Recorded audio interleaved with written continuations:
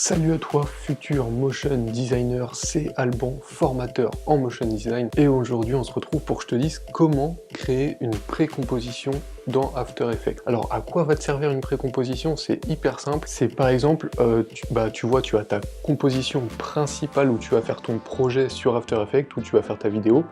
Et tu vas voir plein de calques dedans, ça va être un beau bordel. Si je fais une métaphore, c'est comme si tu avais ton bureau d'ordinateur rempli, mais rempli de tout et n'importe quoi. Le fait de créer une précomposition, ça va te permettre de ranger des choses par catégorie en fait.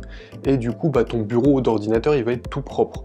Donc ça, c'est une métaphore. Sur After Effects, c'est ta composition principale qui va être super bien organisée. Donc si tu n'utilises pas encore les précompositions, il va falloir que tu les utilises rapidement parce que c'est vraiment hyper pratique. Donc je vais te montrer tout ça sur l'ordinateur, mais avant toute chose je voulais te demander si ma chaîne te plaît et si tu as envie d'en apprendre toujours plus sur le motion design, de t'abonner juste en dessous en cliquant sur le bouton s'abonner et sans oublier la petite cloche pour être prévenu à chaque fois que je publie une nouvelle vidéo. À ça, je te rajoute aussi dans la description une conférence en ligne que j'ai créée il y a pas longtemps où je te donne les 4 piliers pour vivre très confortablement du motion design. Donc on se retrouve tout de suite sur l'ordinateur. Donc voilà, on se retrouve sur After Effects. Alors là j'ai déjà importé mes calques où je vais créer des précompositions. Donc on va importer par exemple un fond. Tac, donc on a notre fond, je vais l'agrandir un peu quand même. Voilà, il est un peu pixelisé mais bon c'est pas grave. Tac.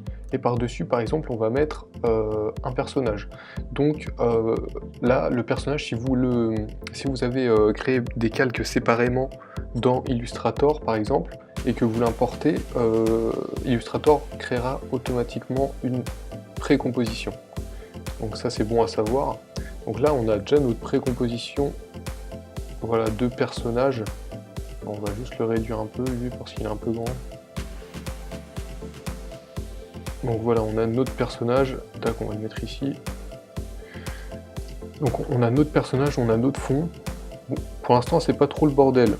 Mais si on clique dans personnage, là, c'est vraiment le bordel.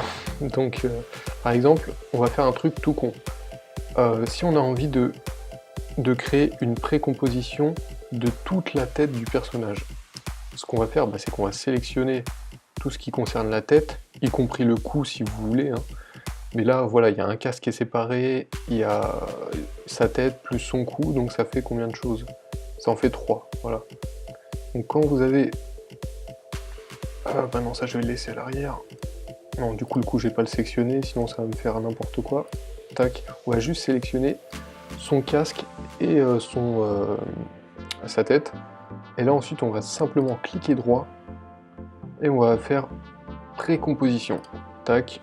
Donc là, vous avez la fenêtre qui s'ouvre, précomposition. Vous pouvez donner un nom, donc on va dire tête et casque pour faire dans l'originalité.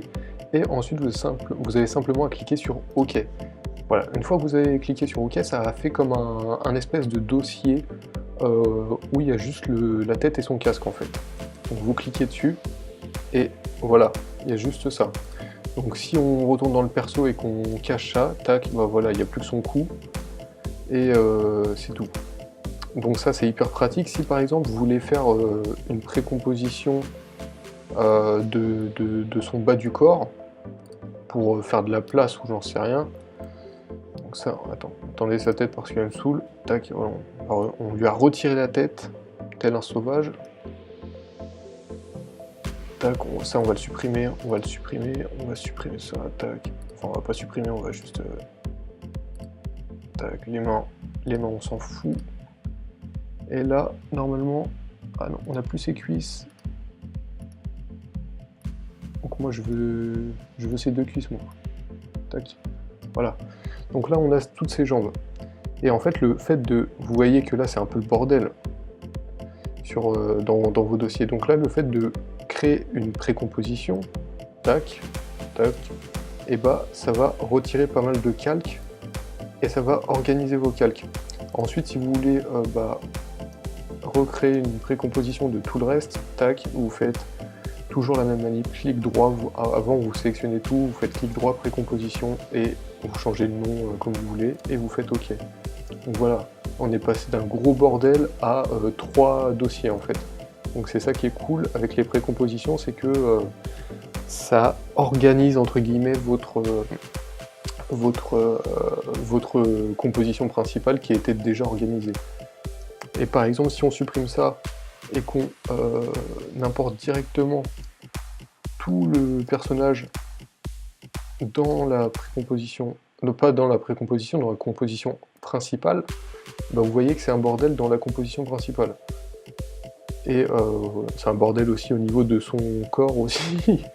Mais voilà, en gros, vous faites tout sélectionner, tac, et vous faites clic droit, précomposition, ok. Et là, bah vous avez une précomposition de votre personnage. Donc voilà, c'est aussi simple que ça, et on se retrouve tout de suite devant la caméra. Et bien voilà, tu sais comment créer une précomposition, ou même des dizaines et des centaines de précompositions sur After Effects. Si cette vidéo t'a aidé à faire ce que tu voulais, n'hésite pas à lâcher un pouce bleu juste en dessous, ça me ferait super plaisir. Et aussi, n'oublie pas de t'inscrire à la conférence en ligne, les 4 piliers pour vivre confortablement du motion design. Donc c'était Alban, formateur en motion design, je te dis à très bientôt pour une prochaine vidéo ou un prochain tuto sur la chaîne YouTube Formation Motion Design. Ciao.